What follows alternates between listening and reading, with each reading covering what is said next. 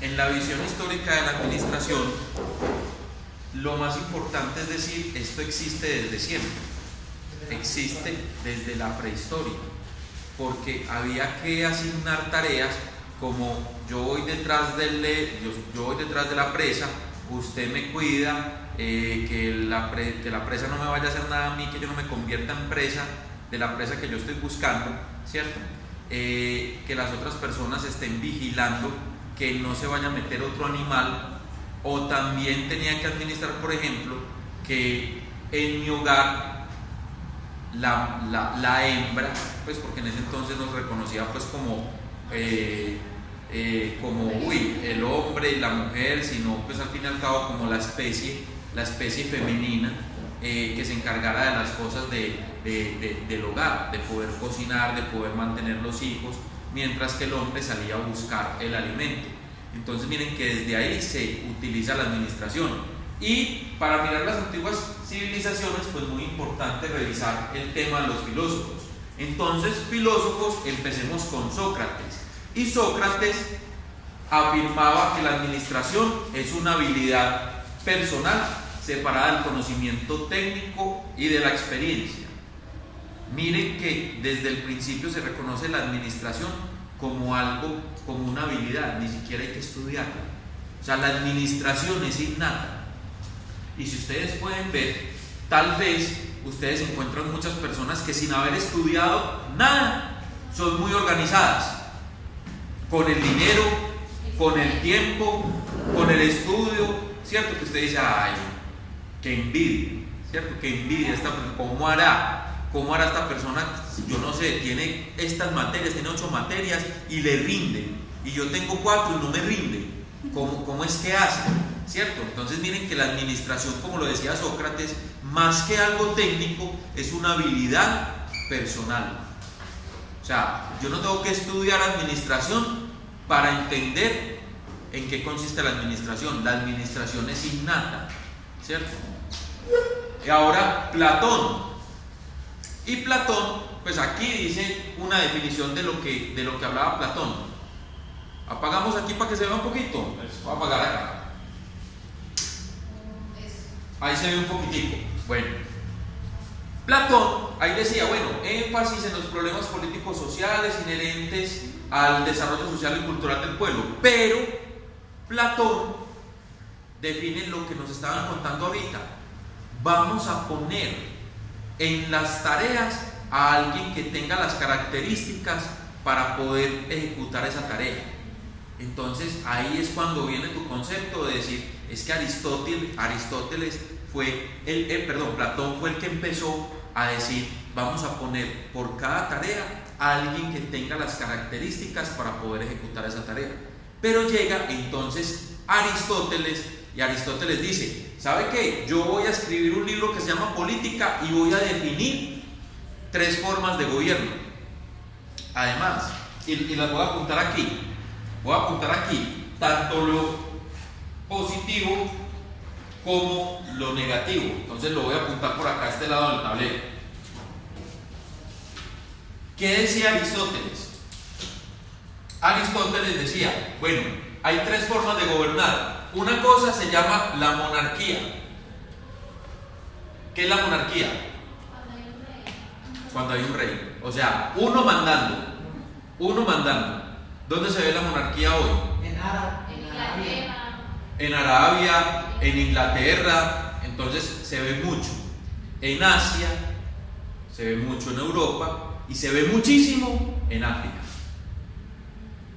Pero los países de América se verá las monarquías. No, miren que aquí no hay reyes. Pero él decía, esta es una forma buena de gobernar, pero también voy a sacar la forma mala de gobernar. Entonces la forma mala de gobernar de la monarquía se llama tiranía. ¿Y qué es la tiranía? Se me subieron los humos y yo ya hago lo que quiera y mato al que quiera y desposo a cualquier mujer, pues porque yo soy el rey, ¿cierto? Entonces si pasa algo, usted se muere, y usted, venga que yo voy a hacer a un festín y las necesito. Esa es la tiranía. Hoy se ve la tiranía. No tanto, o sea que se ve, ¿cierto? ¿En dónde se ve? Se ve mucho en el África. En el África hay muchas monarquías que se han convertido en tiranías. Pero entonces cuando estas cosas empiezan a convertir en algo malo, llega y vuelve a aparecer algo bueno. ¿Y qué es algo bueno? Que entonces viene la aristocracia. ¿Y qué es la aristocracia? Democracia. No, porque por acá viene más tarde. Regido por la iglesia. Puede. ¿Qué pasa con la aristocracia? La aristocracia es que se reúne un grupo de personas, como los sabios, y dicen: ese rey está muy tirano, hay que bajarlo de ahí como sea. Entonces bajan al rey y se monta la aristocracia. Y la aristocracia, como son personas sabias que saben cuáles son las necesidades que tiene su pueblo, empiezan a construir cosas que le ayudan a la población a mejorar. Ese es el gobierno bueno, que entonces la aristocracia es el gobierno de una élite, ¿cierto? De un grupo de personas. Pero esa aristocracia se puede convertir en algo malo. ¿En qué se puede convertir? ¿Qué dice ahí? Oligarquía. ¿Y qué es la oligarquía? Ustedes han escuchado hablar, por ejemplo, a personas cuando están hablando de política, que dicen: y estos oligarcas, y es que definitivamente, es que por eso es que acá no se puede. Resulta que si la aristocracia es de unos sabios, de una élite que se monta al poder, resulta que la oligarquía, estos aristócratas tienen hijos, ¿cierto? Y a esos hijos no les tocó lo duro de la tiranía. Como no les tocó lo duro de la tiranía, no saben cuáles son las necesidades del pueblo. Pero resulta que ellos en algún momento crecen y empiezan a tener el poder. Entonces ahí es cuando se habla estos oligarcas, porque no conocen realmente cuál es el problema del pueblo y empiezan a gobernar. Entonces la gente dice: gobiernan sobre lo que no conocen. Pero entonces cuando llega la oligarquía, ¿qué dicen? ¿Sabe qué? Montemos una democracia. ¿Y qué es una democracia? El pueblo elige. ¿Y eso es bueno? Depende. En teoría, depende. Respuesta ignorante, no. Perfecto. Respuesta de experto. Cualquier pregunta que le hagan, uno que responde, depende. ¿Cierto? Y eso es una muy buena respuesta. Entonces depende si el pueblo es educado o no. Perfecto. Resulta que la democracia en sí, por filosofía, es muy bonita, pero poner de acuerdo a las personas es muy complejo. Porque no todos quieren lo mismo. No todos quieren lo mismo. Es más, yo puedo acá decir: no hay clase dentro de 8 días. Y muchas personas van a decir: ay, qué pesado, como me gusta esta clase, que yo sé que lo están diciendo, ¿cierto? Y habrá unos que dirán: ay, qué bueno, no va a haber clase dentro de 8 días. Pero habrá alguien que dice: ay, pero ¿por qué no hay clase dentro de 8 días? Profesor, si es conchudo, ¿cierto? ¿Por qué? Porque es que en la democracia todo el mundo opina y son intereses muy diferentes. ¿Qué pasó en las últimas elecciones? ¿Había polarización o no había polarización? Muchísima. ¿Hacia un lado o hacia el otro? Y ustedes que ustedes son administradores de las redes sociales, usuarios número 1 de las redes sociales, ¿cuántos memes habían? El uno tirándole al otro, el otro tirándole al uno. Es que los que votan por esto son muy brutos, y el otro respondía: no, los brutos son ustedes, ¿cierto? Eso es lo que pasa en una democracia, que cuando el poder es del pueblo, ¿quién controla al pueblo? Es muy berraco. Pero entonces este es el gobierno bueno. Pero ¿cuál es el gobierno malo de una democracia? La anarquía. ¿Y qué es la anarquía? Pues ir contra los mandatos, los que están por fuera de la ley. Perfecto. Entonces sí, la revolución, pero hay un concepto más global de anarquía y se llama desorden. Todo el mundo hace lo que le da. Imagínense ustedes donde les dijeran, bueno, usted va a ver teoría administrativa, pero no le dicen nada más. ¿Ustedes qué hacen? ¿Cuál es el salón? ¿En qué horario? ¿Cuál será el docente? ¿Cierto? Entonces miren que es muy importante que la democracia no se convierta en anarquía, porque en anarquía ¿quién gobierna? Todos y nadie. Y cuando todos y nadie son los que gobiernan, esto se convierte en algo muy complejo. Entonces, ¿qué es lo que pasa entre Sócrates, Platón y Aristóteles? Sócrates, que es el padre de la filosofía moderna, pues describe los conceptos de su método filosófico, o sea, él propone el principio del método. Descartes, y eso es bien importante para absolutamente toda la administración. Para administrar se requiere un método. Por ejemplo, si usted hace algo por primera vez, requiere un método. Pero si nadie lo ha hecho nunca, entonces usted tiene que experimentar. Entonces ahí no sirve un método. Ahí sirve, hágale, equivóquese, acierte y empiece a implementar, ¿cierto? Entonces acá invitación de René Descartes. Cuando usted haga una cosa por primera vez, ensaye, equivóquese, pruebe, pero no piense, es que hay muchas veces que nosotros no sabemos hacer algo y de una vez creamos un método. Pues ¿qué método vamos a hacer si nunca lo hemos hecho? Un método se utiliza cuando usted ha hecho algo tantas veces que usted puede decir, esto lo he hecho tantas veces que el orden correcto sería este y este. Y en el método se reconoce el principio de la certeza. ¿Y qué es la certeza? Es que con el método yo ya puedo saber hacia dónde voy a llegar. Principio de análisis por descomposición y principio de síntesis por descomposición. ¿Qué es eso? Yo analizo parte por parte cuáles de esas cosas son las que me van a llevar al objetivo final. Eso es todo lo que tiene que ver con el principio del método. Entonces René Descartes, que es el de la filosofía moderna, nos enseña desde el tema del método. Eso nos dicen los filósofos. Pero hay un montón de civilizaciones y espero que también hayan consultado civilizaciones, pues, que dijeron los egipcios, que dijeron los griegos, que dijeron los romanos, que dijeron ¿quién más?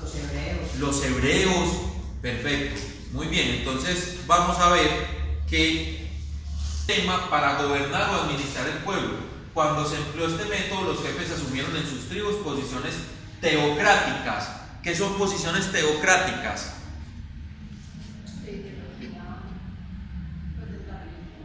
En la religión, teo, Dios. O sea, la mayoría de las civilizaciones para armar la administración se basaron en Dios. Todo se basó siempre en un Dios. Y por eso hay tanta pelea de religiones. Porque es que las posiciones teocráticas, ¿cómo son? De una civilización a otra. ¿Qué piensan los occidentales de los musulmanes?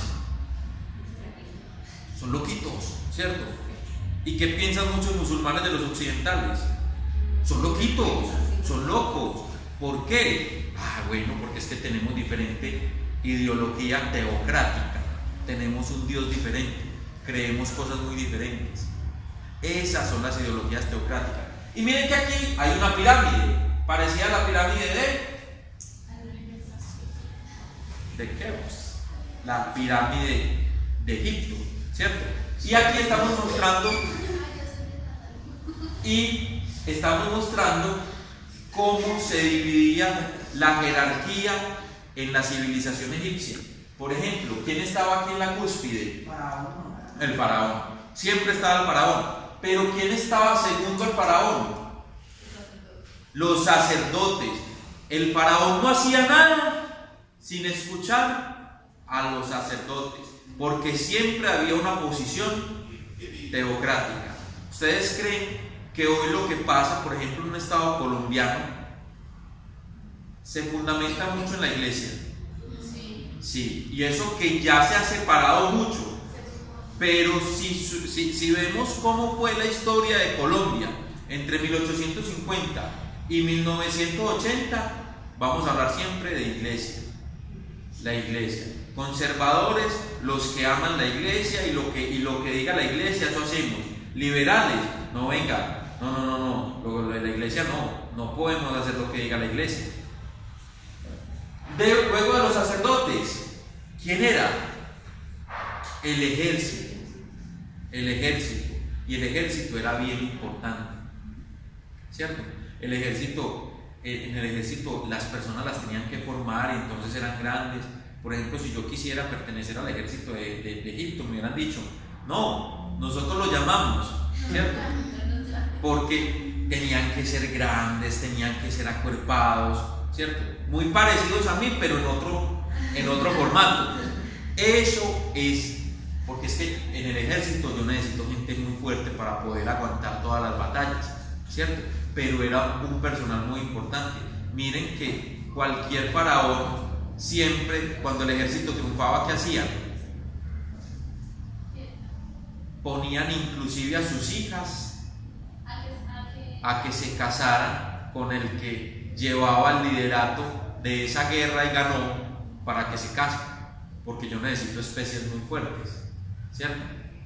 Eso pasaba en esta civilización. Luego del ejército, ¿quiénes seguían? Los escribas. O sea, los escribas, si lo hablamos en el término de hoy, son RCN y Caracol, ¿cierto? Esos son los escribas, o sea, los dueños de la información, los que comunican todo, los que se van para las cuevas y hacían un montón de jeroglíficos y que con eso se comunicaban. Esos son los escribas. Y luego de los escribas, los artesanos, porque es que los artesanos eran los comerciantes de la época. Y luego los campesinos, que los campesinos eran los que trabajaban la tierra, pero no eran tan comerciantes como los artesanos. Y hoy en la base de la pirámide, ¿quiénes estaban? Los esclavos. Que los esclavos, pues obviamente ya sabemos que muchos de ellos eran hebreos, ¿correcto? ¿Qué pasa? Listo. Los sumerios, ¿alguien consultó algo de los sumerios? Los sumerios. En los tiempos un esclavo no tenía posibilidad de llegar a ser emperador. En ese tiempo el esclavo lo único que podía hacer era llegar a ser como coordinador, líder, para poder ayudarle al resto de los capataces egipcios a poder controlar a las personas. Porque es que miren, ¿qué enseñaron los egipcios? Los egipcios enseñaron a controlar masas, porque ¿qué eran los esclavos? Como los empleados, como los colaboradores de esa época. Lo único era que no les pagaban, ¿cierto? Pero entonces lo único que podía llegar a ser un esclavo en esa época era como ayudante del capataz, pero no podían llegar a ser más cosas. Entonces los sumerios eran un pueblo de sacerdotes, y los sacerdotes necesitaban administrar todo lo que les donaban, todos los bienes. Y miren, de las mejores instituciones que existen para administrar son las comunidades. Las comunidades religiosas son muy buenas para administrar. ¿Cuándo han visto ustedes, por ejemplo, un lugar que sea de religiosos, de religiosas, que sea cochino? Eso es limpiecito, eso es muy bonito, pues dan comida hasta muy buena, porque son excelentes administradores de los recursos. Y muchos de esos recursos fueron regalados, fueron donados, y los administran. Eso pasó con los sumerios. Entonces los sumerios tenían la necesidad de empezar a administrar todo y empezar a hacer registros. Y los egipcios, entonces, miren, los egipcios reconocen la necesidad de planear, organizar y regular su producción para la elaboración de pirámides. ¿Ustedes creen que elaborar esas pirámides fue sencillo? Necesitaba mucho esclavo, ahí tenía que morir mucha gente. ¿Cómo administro yo hasta la muerte de la gente? Porque alguien que se muere es un problema para mí, me está estorbando en la obra. Así pensaban los egipcios, había que sacarlo de la obra. Se establece una forma descentralizada del gobierno, la cual su comisión de impuestos fue la única atadura real entre el gobierno central y los subestados. ¿Qué pasó en el tema de Egipto? En Egipto se empezaron a descentralizar cosas, pero lo único que lo amarraba eran los impuestos, los tributos. O sea que los impuestos existen ¿desde cuándo? 4000 años antes de Jesucristo. ¿Para qué sirven los impuestos? Filosóficamente, quitarle un poquitico a los ricos para redistribuirlos en los que no tienen las mismas oportunidades. Ese es el tema de los impuestos. Y desde ese entonces existen los impuestos. Entonces, ¿cuál es la contribución de los egipcios? Planear y organizar. Y adicional a eso, los impuestos como maniobra para poder controlar lo que pasa en las otras cosas descentralizadas. Y seguimos acá. Babilonia. ¿Qué conocemos de Babilonia? Los ríos de Babilonia, de Rasputín. ¿Qué conocemos de Babilonia? Los jardines colgantes de Babilonia, una de las 7 maravillas del mundo antiguo, que ustedes vieron en el colegio. Sí, ahí están todos. ¿Cómo que el colegio? En el colegio. ¿Quién? En el colegio. En el colegio. Entonces, ¿cuál fue la contribución más importante de la gente de Babilonia? El código Hammurabi. ¿Quién leyó algo sobre el código Hammurabi? No, pero ya. No, llegué hasta Hammur. No, el tiempo es que le cagan en el trabajo, uno me lo consultaba, pero no comenté nada. ¿No consultaron el código Hammurabi? No, profe, póngale cero. ¿Cierto? Hola. Es que Estela, donde se hallan, daba las 282 leyes del. No dice nada. No, pero sí. Estela, ¿dónde qué? Donde se hallan, daban las 282 leyes del código de Hammurabi. Bueno. Sí, perfecto, no dice nada. ¿Qué son las leyes del código Hammurabi? La primera ley de comercio que existió. De las cosas que usted inclusive no va a aprender en la universidad, se llama código de comercio. Recomendación: busquen en Google código de comercio colombiano. O sea, el comercio tiene una reglamentación. No se aprendan pues el código de comercio, pero que al menos usted sepa que existe el código de comercio. Otra cosa importante que usted tiene que saber que existe y que muchas veces no ve en la universidad, se llama estatuto tributario. ¿Qué es el estatuto tributario? Las personas que leyeron sobre eso o tampoco leyeron sobre eso. Es que en los raticos no había tiempo. No, de eso no tenían que leer. El estatuto tributario es donde están consignadas todas las normas sobre los impuestos. Entonces, pilas que esos dos, el código de comercio y el estatuto tributario, son cosas que pocas veces se ven en la universidad y que son bien importantes en la vida. ¿Usted quiere ser comerciante? Lea un poquitico sobre el código de comercio. Usted va a montar empresa, lea un poquitico sobre el estatuto tributario. Pues, pero eso sí, esas cosas léala cuando usted ya esté montado en lo que va a estar.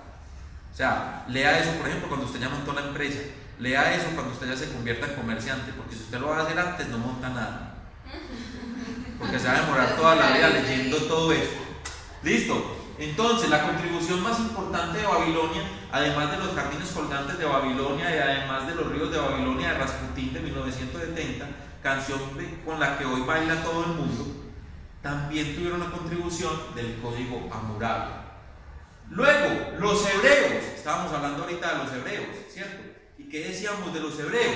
Mire, Moisés creó una administración de personal, adiestramiento y organización, e ilustró el principio de delegación como el de excepción. Los hebreos tuvieron algo bien importante. A Moisés le tocó delegar. ¿A quién delegó? a los hijos y a los hijos de sus hijos. Delegó a Josué. ¿Por qué delegó a Josué? Porque él no podía entrar a la tierra prometida. ¿Por qué no pudo entrar a la tierra prometida? Porque le desobedeció a Dios, ¿cierto? Entonces, ¿qué le tocó hacer a Moisés? No, vea Josué, aprenda todo lo que tiene que aprender para que usted lleve este pueblo. Yo ya lo llevé 40 años, no conocimos la tierra prometida, yo me voy a tener que quedar acá en este monte porque tengo una conversación pendiente con alguien de por allá arriba, y usted mientras tanto lleve el pueblo a la tierra prometida. Y eso fue lo que hizo Josué, llevar el pueblo a la tierra prometida. Entonces, y de ahí Josué le tocó delegar a un montón de personas porque ya había muchísimas tribus, ¿cierto? Entonces esas tribus las tenía que administrar alguien. Entonces Josué le tocaba repartir el conocimiento en varias personas para que esas personas le hablaran a las tribus. Ese es el principio de delegar, y es el principio que hay que aprender mucho en administración, porque muchos de los empresarios de hoy en día a lo que le tienen más miedo se llama delegar. Es que si yo delego me roban el negocio, ¿cierto? Es que yo le enseño a este cómo hacer esto y me monta competencia. Y resulta que el poder de delegación estaba desde los hebreos, estaba desde mucho tiempo atrás de Jesucristo, y muchas veces no lo hemos aprendido. Esa es la contribución de los hebreos, el poder de delegar. China reconoce la necesidad de organizar, planear, dirigir y controlar. ¿Qué les parece armar una muralla que es lo único que se ve fuera del planeta? O sea, usted alcanza a ver la estructura humana de la muralla china. ¿Por qué crearon la muralla china? Un motivo de defensa. Un motivo de defensa. ¿Contra quiénes? Los unos. Se tenían que defender de los unos y tal vez de los otros, pero más de los unos, ¿cierto? Los unos con H, ¿cierto? Los unos se defendían de los unos, entonces se encerraron, pero asimismo crearon su comercio completamente interno. ¿Y qué pasa hoy en China? China comercia con todo el mundo, pero su postura es completamente hermética, ¿cierto? Miren que allá no existe Google, pero existe el buscador que es chino, ¿cierto? Allá todo lo hacen completamente diferente a lo occidental, pero también lo tienen. China lo que contribuye es a organizar, planear, dirigir y controlar. Ya adivinen qué es esto. Esto es las funciones que tiene la administración. Punto de parcial. No repito. Listo. China, contribución. Organizar, planear, dirigir y controlar, que son las funciones que tiene la administración. Esa es la contribución que tienen los chinos. Grecia se origina el método científico. ¿Qué es el método científico? Conocimiento, pruebe, hipótesis, observe, mida, evalúe y ya saque una conclusión, ¿cierto? Desarrollaron un nuevo gobierno, polis, reconocieron el principio de que la producción máxima se alcanzaba mediante el uso de métodos uniformes. O sea, los griegos fueron los que empezaron a estandarizar. ¿Qué hicieron los griegos en el mundo? ¿Cuál fue la contribución de los griegos para el mundo de la administración? Estandarizar, crear métodos, que por eso hablábamos de Descartes, ¿cierto? Crear métodos. Esa fue la contribución de Grecia. India, contribución de India, matemática. Resulta que India es una de las poblaciones que en este momento más quiere salir adelante y que siempre ha querido salir adelante.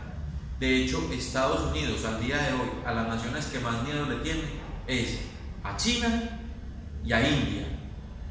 Y a India porque tiene una capacidad de trabajo grandísima a muy bajo costo, ¿cierto? La mayoría de empresas que no tienen con qué pagar en el Estado se van para la India y les sobra la plata.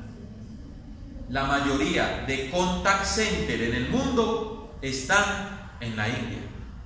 Yo he llamado a servicios en la India. Me ha tocado que me contesten de la India 2 veces. Me hablan español, ¿cierto?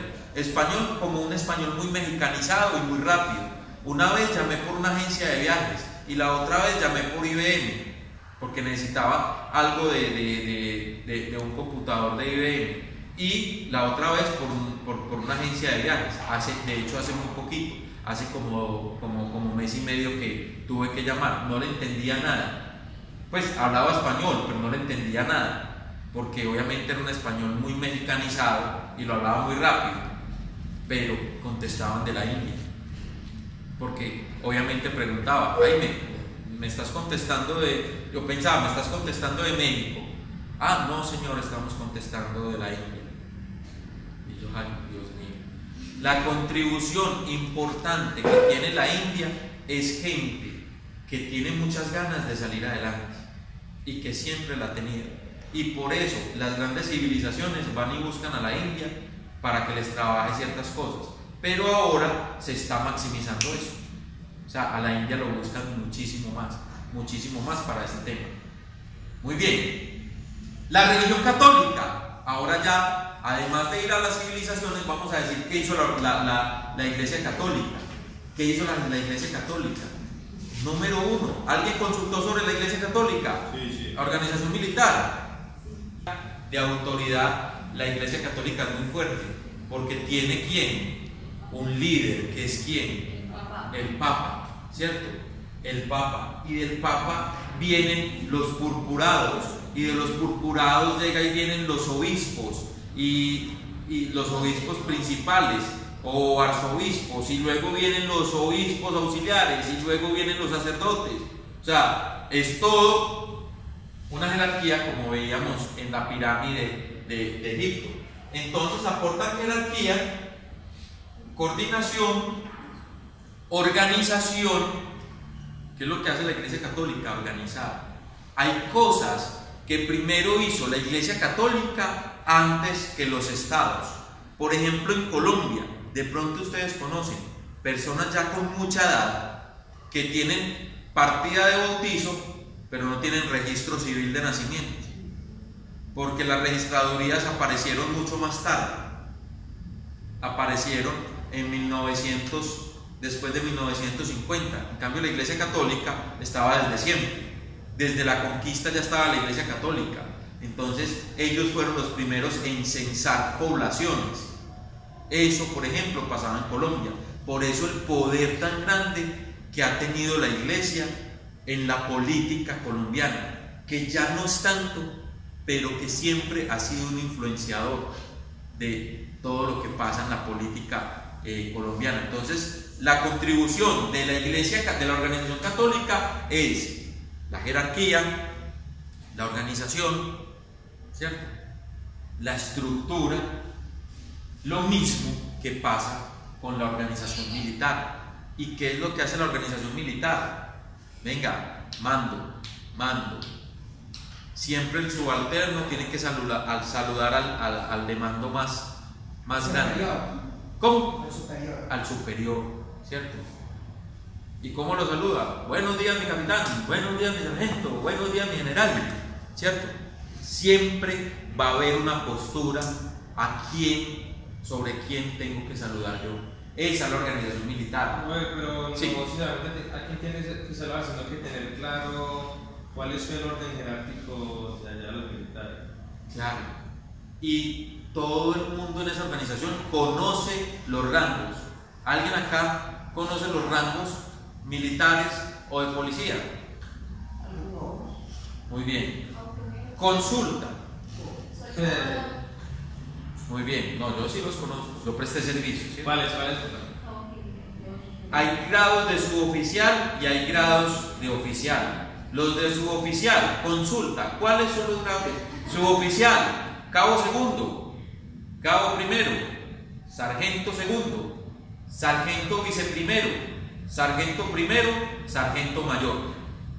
En oficiales, subteniente, teniente, capitán, mayor, teniente coronel, coronel, brigadier general, mayor general, general.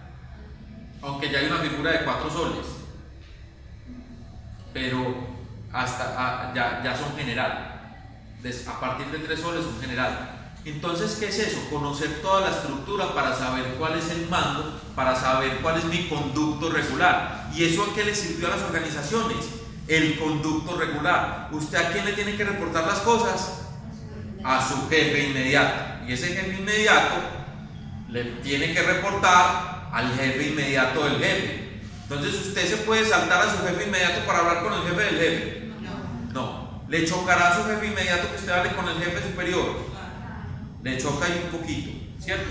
Entonces, esas son las cosas que aporta la organización militar. Entonces, también aportan jerarquía, autoridad. O sea, yo no me lo puedo pasar por usted, yo no me lo puedo pasar por encima de usted. Y además de eso, siempre, además que haya un mando, va a haber un grupo staff, o sea, un grupo de apoyo que va a estar coordinando algunas cosas, pero que simplemente va a servir de apoyo.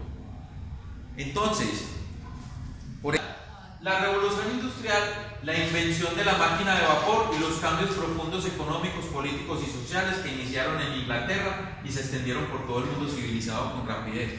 Señores, miren, ustedes alguna vez se han preguntado, porque yo sí me lo he preguntado, ustedes han visto que en los últimos 200 años esto ha evolucionado así. ¿Y por qué de 200 años atrás hacia los 5000 antes de Cristo todo era tan igual? Todo era como tan parecido, porque no había tanta evolución. ¿Se lo han preguntado alguna vez? Por allí sí se lo han preguntado. Los que no se lo han preguntado, los invito a que se lo pregunten. ¿Ya se lo preguntaron? Perfecto. Ahora, la respuesta, la revolución industrial. La revolución industrial despertó la mente, porque, yo con esto puedo generar riqueza, porque antes el dinero sí era muy importante, pero era más importante la tierra, ¿cierto? Pero entonces estas personas encuentran que, además de la tierra, también yo puedo prestar muchos servicios productivos, y esos servicios productivos provinieron todos de la revolución industrial. Esa es la revolución industrial. Entonces hubo una primera revolución industrial donde hay desarrollos de productos de fabricación de acero, perfeccionamiento del dínamo, invención del motor de combustión interna. Y segunda revolución industrial, sustitución del hierro por el acero, sustitución del vapor por la electricidad, máquinas automáticas, transformación de los transportes, desarrollo de nuevas formas de organización, capitalista. O sea, aquí se vienen a conocer los conceptos de capitalismo y socialismo. Capitalismo como algo muy salvaje donde no importa absolutamente nada, y el socialismo un tema de pura pereza, ¿cierto? Porque así más o menos es que se empiezan a distinguir como capitalismo. No, es que esto es muy salvaje, a usted no le importa lo que pasa con los demás, usted lo único que quiere es ganar plata. Y el socialista, no, vamos por un mundo mejor, el mundo mejor donde nadie quiere hacer nada, ¿cierto? Ese empiezan a catalogarse así las dos organizaciones. Acumulación de capital, monopolios, la separación entre la propiedad particular y la dirección de las empresas, expansión de la industrialización. O sea, aquí es donde vienen esos grandes autores que, por ejemplo, leíste al principio, donde viene un Fayol, donde viene un Taylor, donde viene Ford, que ustedes saben que Ford fue el creador de los calcetines, ¿cierto? No. ¿Qué hizo Henry Ford? Los carros, ¿cierto? Y fue una gran industria que hoy permanece. ¿Cuál es el principal generador de empleo del mundo? Se llama General Motors, ¿cierto? Y ese General Motors, ¿qué es? Carros, ¿cierto? Y todo proviene desde una idea de Henry Ford. Producción masiva, hagámoslo todo estandarizado. Eso es 1800. Entonces, hay que separar 4 fases. Primera fase, mecanización de la industria de la agricultura. Segunda fase, aplicación de la fuerza motriz a la industria. Tercera fase, desarrollo del sistema fabril. Cuarta fase, desarrollo de los transportes. Eso pasó en la revolución industrial. Y listo, hay que cosas importantes hay que decir sobre la revolución industrial. Número 1, avance tecnológico.